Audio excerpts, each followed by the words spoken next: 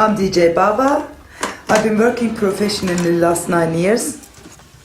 There is a lot said by the media about what London club scene actually is.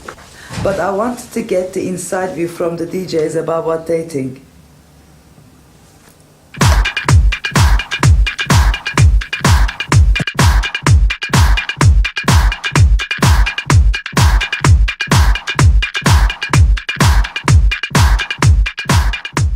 I don't know if DJs do plan sets. I certainly never plan a set. I don't really plan it. I like the live aspect of going out there. I've never once, ever done that, and I never will. I never plan any sets. I never plan. I don't really work sets out. I don't plan a specific set. I tend not to plan my sets. In fact, I never prepare my sets. I can't plan a set. I've heard about this. I've heard about people who plan sets. I don't often plan my sets. The only time I plan my sets is if I'm playing a really big event. Sometimes I do plan my sets if it's a really big gig. 3/4 plus of what I do isn't huge events. It's sort of clubs that range in capacity from sort of 800 to 1,500 people. And at those, I certainly wouldn't plan anything. I might know what I was going to do for the first couple of records, but no more than that. Once you've got the first 3 tracks in your head, and then the others, they'll just come.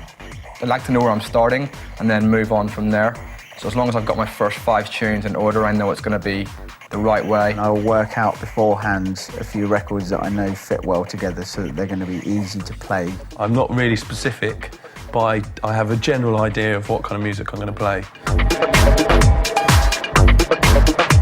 I prepare my record bag so I know where everything is, so I don't get lost. You can really get to know the records that you have in your CD wallet or your box of records and know them inside out. I think that's the main thing.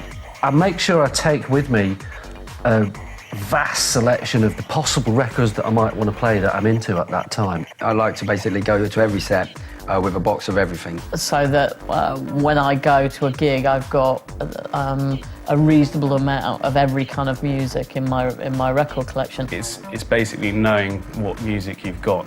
Just before I leave the house, an hour before I leave, I'll put myself in my room and just remind myself of my new favourite tunes and just kind of check out what the kind of vibe I want to play on. Once you decide that, you've seen what the party's like, who's playing before you. What I do have, whenever I go out, I have the records I do want to play. I don't always play those because I think if you're the kind of DJ who plays only ever what you want to play, then you might not always completely rock the club.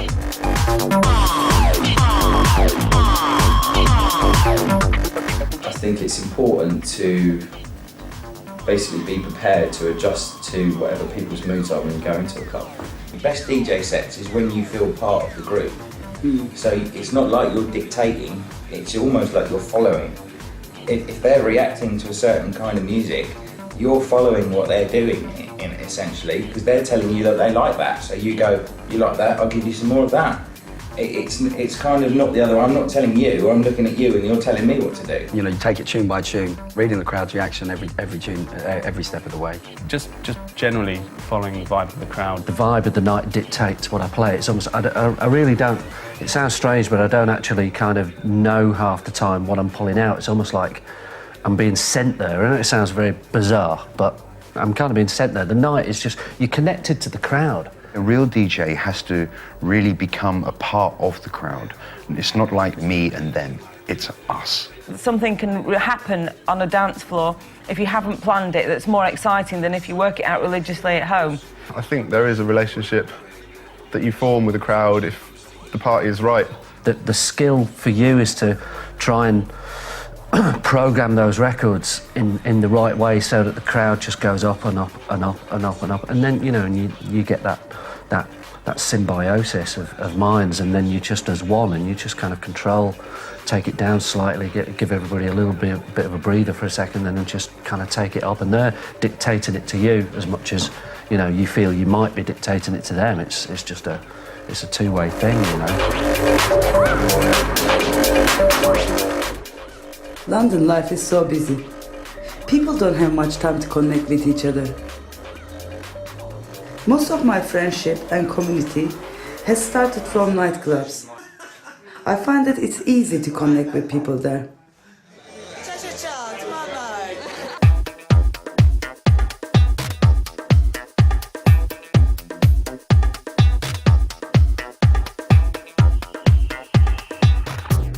Dance music has this interesting, I guess, lack of acceptance by the older generation because of this, the criminal justice bill in '94 and this idea of repetitive beats, and it's obviously all drug-induced.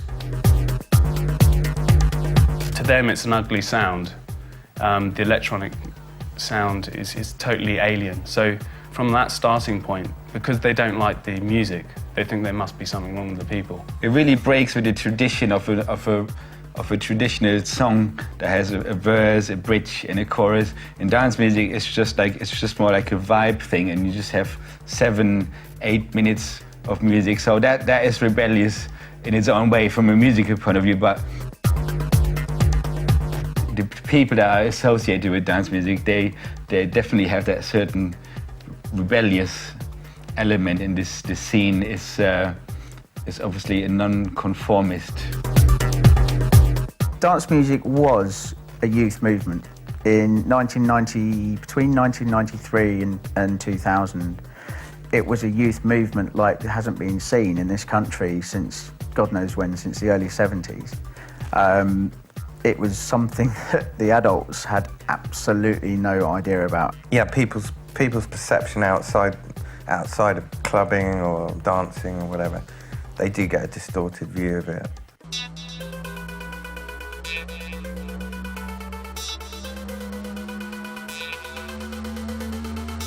Drugs do exist on the dance scene. I'm no liar. I'm not here to be some sort of hollow PR person. Yeah, people's views of the scene, I mean, they've been infected really by the media and kind of scare stories and drugs things and this, that and the other, But I think that's probably the case for so many things that people don't know a lot about or that people aren't very passionate about. Every good form of music had some sort of scene behind it, whether it was rock and roll or jazz, and every time when these genres were being invented, they were seen as the evil music of the time. What the media often don't get is if you go to anywhere where there's loads of sort of 18 to 30-year-olds, there's drugs. If you go to a pub that has nothing to do with dance music, there are drugs.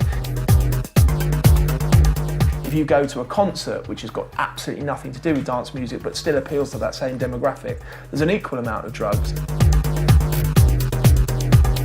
People taking things to get off their heads has been going on for thousands of years, so dance music in that sense is nothing new. People have always gotten out of their heads, and in some cultures alcohol is frowned upon and yet it's legal here, so I think there's a very strange moralistic duplicity in this country.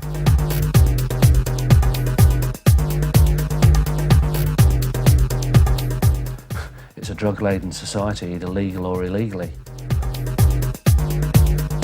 You get a certain kind of pattern springing up with talking of the stresses of modern day life. Some people have to just slightly release that. Some of us are lucky just hearing music in the right situation releases that completely. Some people need a little help.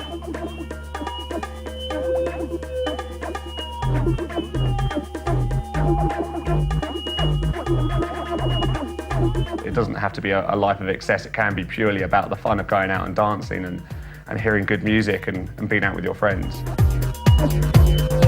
Never hang up your dancing shoes, because the norm is to hang up your dancing shoes, have a family, settle down and get a normal job.